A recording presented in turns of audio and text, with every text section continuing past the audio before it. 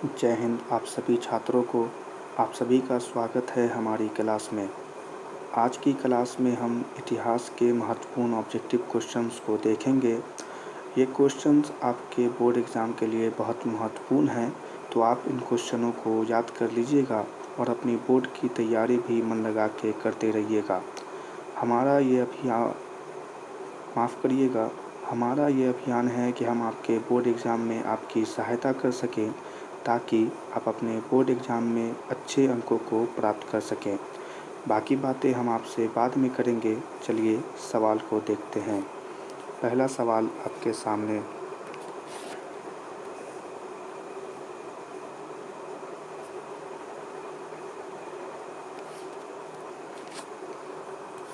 पहला सवाल, वियना सम्मेलन की मेज़बानी किसने की थी? सवाल कह रहा है कि वियना सम्मेलन की मेज़बानी किसने की थी, और इसका जवाब है मेटरनिख यानी सी। मेटरनिख ने वियना सम्मेलन की मेज़बानी की थी। अगला सवाल,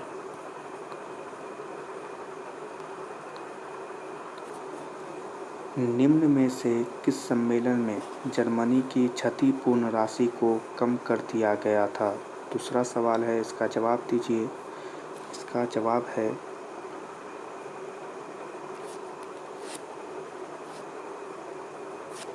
जवाब है डी। इसका जवाब होगा लॉसने सम्मेलन। चलिए अगला सवाल देखते हैं। अमेरिका में न्यू डील किसने लागू की थी? तीसरा नंबर सवाल है, अमेरिका में न्यू डील किसने लागू की थी? तो और इसका जवाब है फ्रैंकलिन डी रूजवेल्ट ने, यानी इसका जवाब हो जाएगा सी। चलिए अगले सवाल पर। हेगेल किस देश का दार्शनिक था? सवाल का जवाब आप दीजिएगा, हम आपको समय भी दे रहे हैं। चौथा नंबर सवाल है, हेगेल किस देश का दार्शनिक था? और इसका जवाब है जर्मनी। याद करते चलिएगा। चलिए अगला सवाल देखते हैं। वियना कांग्रेस का मुख्य उद्देश्य क्या था? वियना कांग्रेस का मुख्य उद्देश्य क्या था? उसका उद्देश्य था राजतंत्रों को पुनर्स्थापित करना। अगला सवाल देखें। छठा सवाल, सिकंदर कहाँ का निवासी था? सिकंदर, आपने उनके बारे में पढ़ा होगा। सिकंदर कहाँ का निवासी था? और इसका जवाब है वह यूनान का निवासी था। चलिए अगले सवाल पर चलते हैं। आप इन क्वेश्चंस को याद कर लीजिएगा।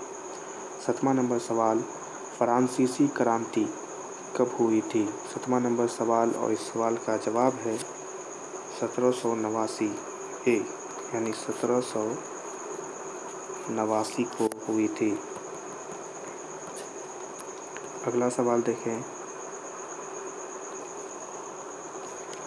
राष्ट्रीय आंदोलन का केंद्र जेना विश्वविद्यालय कहाँ स्थित है? 8वां नंबर सवाल, राष्ट्रीय आंदोलन का केंद्र जेना विश्वविद्यालय कहाँ स्थित है? वह स्थित है जर्मनी। इस सवाल का जवाब होगा बी। चलिए अगला सवाल,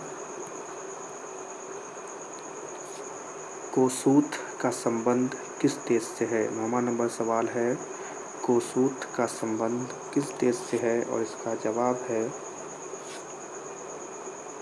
सी हो जाएगा सी। यहाँ पर थोड़ा गलत लिखा हुआ है, इसका जवाब होगा सी यानी कि हंगरी। चलिए याद कर लीजिएगा। अगला सवाल,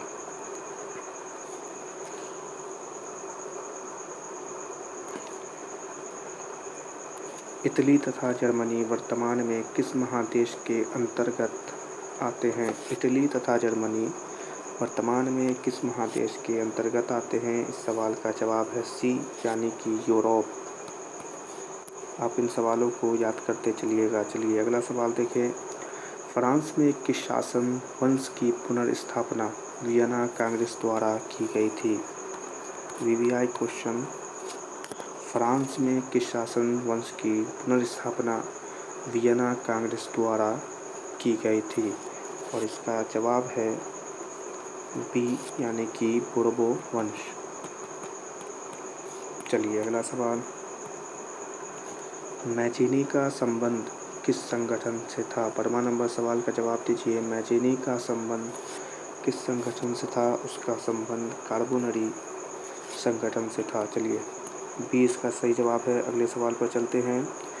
इटली एवं जर्मनी के एकीकरण के विरुद्ध निम्न में कौन था? इटली एवं जर्मनी के एकीकरण के विरुद्ध निम्न में कौन था? 13वां नंबर सवाल, उसके विरुद्ध में सी यानी ऑस्ट्रेलिया था। चलिए अगले सवाल पर, काउंट काबूर को विक्टर एमेनुअल ने किस पद पर नियुक्त किया था? जवाब दीजिए। काउंट काबूर को विक्टर एमेनुअल ने किस पद पर नियुक्त किया था? उसे प्रधानमंत्री, इस सवाल का जवाब है बी, प्रधानमंत्री पद पर नियुक्त किया था। अगला सवाल, गैरीबाल्डी पेशे से क्या था? 15वां नंबर सवाल है, गैरीबाल्डी पेशे से क्या था? वह पेशे से नाविक, डी, वह पेशे से नाविक था। चलिए अगला सवाल, जर्मन राइन राज्य का निर्माण किसने किया था? जर्मन राइन राज्य का निर्माण किसने किया था? इसका निर्माण नेपोलियन बोनापार्ट, बिल्कुल सी एकदम सही जवाब होगा। अगले सवाल पर चलते हैं।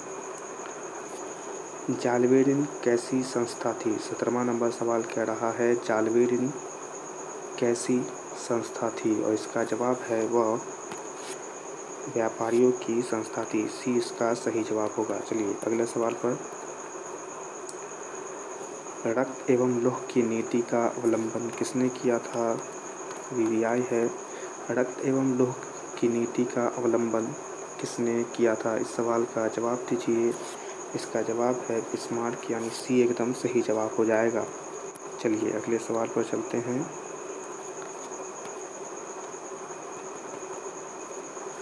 फ्रैंकफर्ट की संधि कब हुई? 19वां नंबर सवाल, फ्रैंकफर्ट की संधि कब हुई?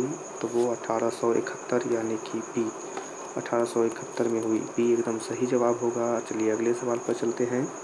यूरोप वासियों के लिए किस देश का साहित्य एवं ज्ञान विज्ञान प्रेरणा स्रोत रहा है?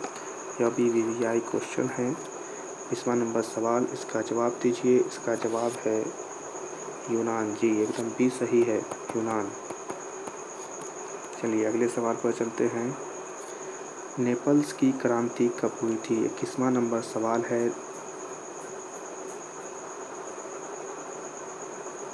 नेपल्स की क्रांति कब हुई थी? और इसका जवाब है 1821। इसका जवाब है बी। चलिए अगले सवाल पर चलते हैं। चार्टिस्ट आंदोलन कहाँ हुआ था? 22वां नंबर सवाल, चार्टिस्ट आंदोलन कहाँ हुआ था? इसका जवाब है इंग्लैंड, यानी कि डी हो जाएगा, इंग्लैंड में हुआ था। चलिए अगले सवाल पर चलते हैं। यूनान को एक स्वतंत्र राष्ट्र घोषित कब किया गया था? छोटे छोटे सवाल है। इसका जवाब है बी, यानी 1832 ईस्वी। चलिए अगले सवाल पर चलते हैं। 24वां नंबर सवाल, ऐतिहासिक द्विनवाद की व्याख्या किसने की थी? ऐतिहासिक द्विनवाद की व्याख्या किसने की थी? हेगेल, एकदम ए इसका सही जवाब है, हेगेल ने की थी। चलिए अगले सवाल पर, एड्रियानोपुल की संधि कब हुई थी? 25वां नंबर सवाल, एड्रियानोपुल की संधि कब हुई थी? इसका जवाब है बी, यानी 1829 ईस्वी। चलिए अगले सवाल पर चलते हैं। 26वां नंबर सवाल है, एड्रियानोपुल की संधि किन दो देशों के बीच हुई थी?